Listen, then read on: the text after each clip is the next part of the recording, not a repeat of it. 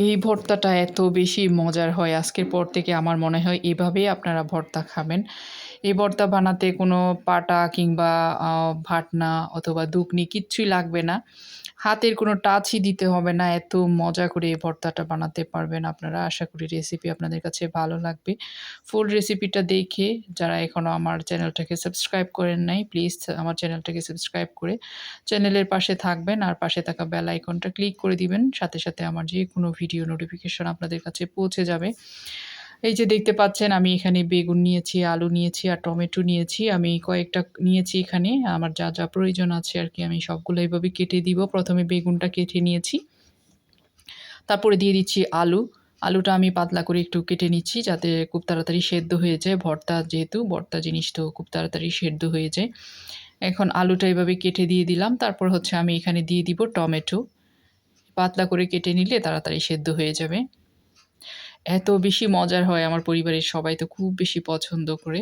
আর আমার কাছে রিকোয়েস্ট এসেছিল অনেক বেশি এই ভর্তাটার রেসিপি দেওয়ার জন্য।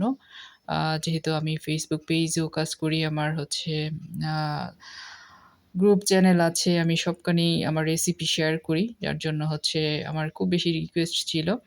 দেখতে পাচ্ছেন সবকিছু আমি কেটে-টেটে ধুয়ে নিয়েছি এর মধ্যেই।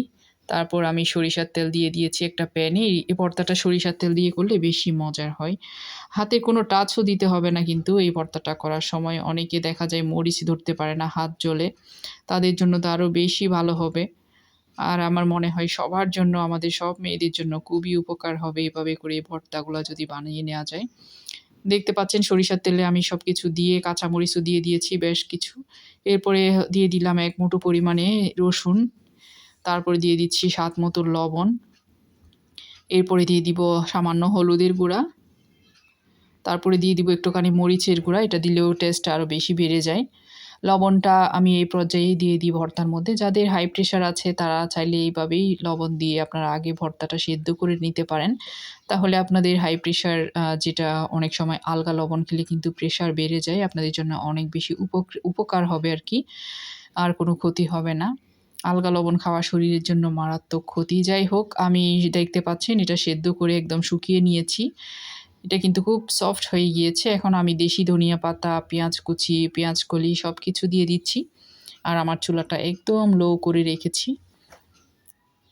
এখন হচ্ছে আমি জাস্ট এগুলা মিক্স করে নিব। আরও কাজ বাকি আছে, আপনারা সম্পূর্ণ ভিডিওটা দেখবেন। আর হ্যাঁ, আমার হচ্ছে Facebook থেকে যারা দেখবেন আমার ভিডিওটা, আমার আ আ Facebook পেজটা কিংবা আমার হচ্ছে গ্রুপ চ্যানেলটা আপনারা হচ্ছে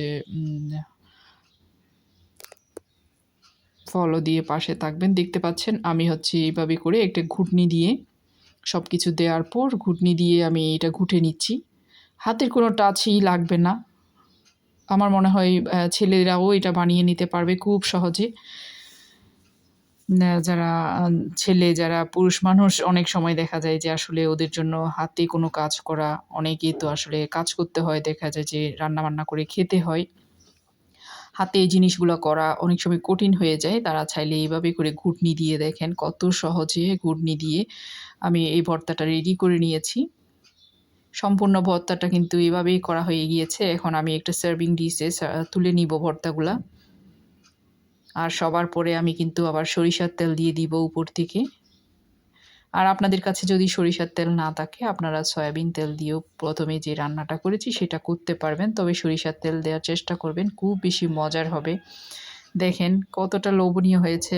অনেক বেশি মজার হয় আসলে। একবার হলেও ট্রাই করে দেখবেন। আর ভালো লাগলে লাইক কমেন্টে জানাবেন। আপনারা যদি বাসায় বানিয়ে থাকেন সেটাও কমেন্টে জানাবেন।